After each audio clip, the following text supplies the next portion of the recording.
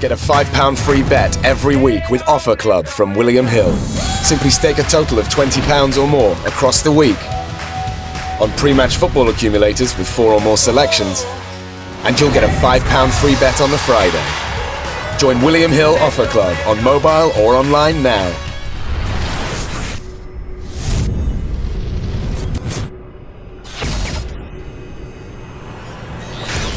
KUGAN CASSIUS Rifle TV in association with Macklin's Gym Marbella. We're at the weigh-in here for Monte Carlo Boxing Bonanza. With me, we've got Dave Caldwell. That's Jimmy Lennon Jr. He won't shut up. He's being paid well. He's not going to shut up. Absolutely not. Jamie McDONNELL taking on Libero Solis. Obviously, you've studied Solis. You know what kind of fighter he is. What kind of fight is Jamie in for on Saturday? He's in for a tough fight.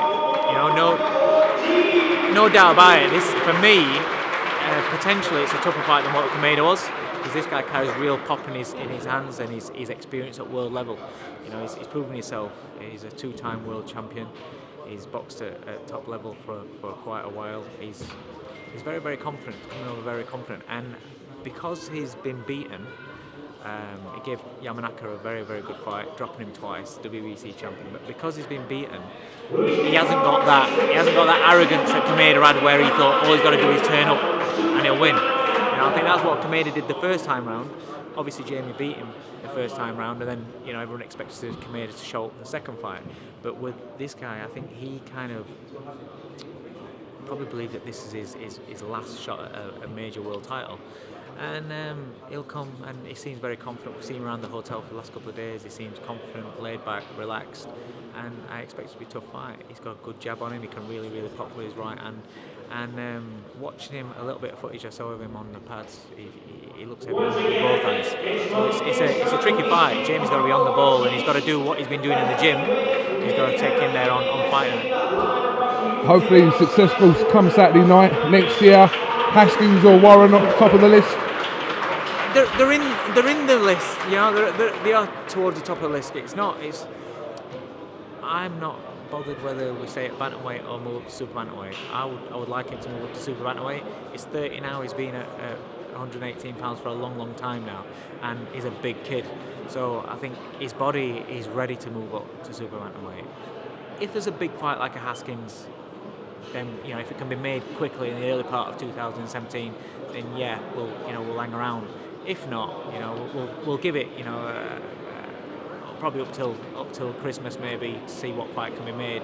And if a big fight can't be made, then we'll move to super bantamweight. So the thing about the Warren fight is we've been preparing for Warren for a long time. As soon as before the WBA put out that they wanted that fight being made, we thought we were fighting Warren, and we was up for that fight.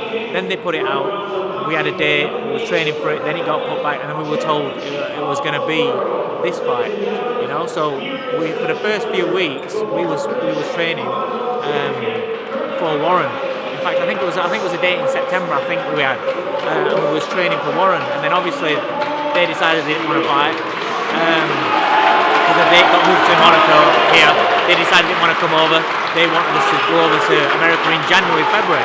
But every time they give us a date, it gets put back. So we're not building his plans around Rashid Warren. If the fight happens, it happens, but it's got to happen quick. But Jamie's got other options now. He's a big name in the division. He's done well. Listen, he's won the IBF title, which he never took off him in the ring. He beat the WBO champion, who got stripped the night before they fought, and he's a WBA. So he's collected belts at bantamweight. He's done a lot at bantamweight. So if we move up to super bantamweight for the big fights up there, then that's where you'll see the best of him, and I think we're ready for that.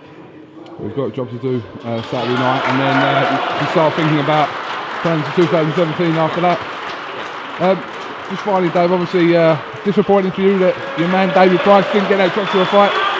Yeah, it is what it is. We put his name out there. Price put his name out there because there was no opponent.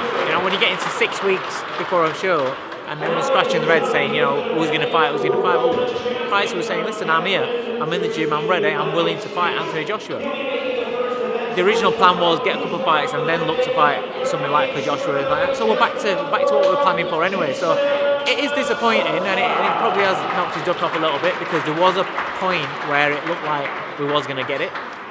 But it is what it is, and you move on. You can't hold your career on what other people are going to do and build your career on what other people are going to do. You've got to do your own thing. And Pricey's got to go out there and get active and get now get a couple of meaningful fights under his belt, and then hopefully we get that shot. So is there still a possibility David could fight on December 10th still? Not that I know of. Right now he's not on that bill, because we were supposed to be fighting Molina. That was the whole plan, is that we was on AJ was fighting Vlad, we was fighting Molina. That was his big, his test back into world level as such. And obviously Molina now is fighting AJ, and so there you go. So, right now we're not on that bill. I'd like him to fight something like a Brazil or would you like to see him to fight Thompson again or not? No, do you know what it is? I don't. Thompson since that fight has been beaten a couple of times. I think if Price goes and beats him, everyone's like, oh, he's supposed to. He's 103-year-old. What's the point? But also the thing is, Price has got a big bugbear about the guy failed a drug test in a fight against him.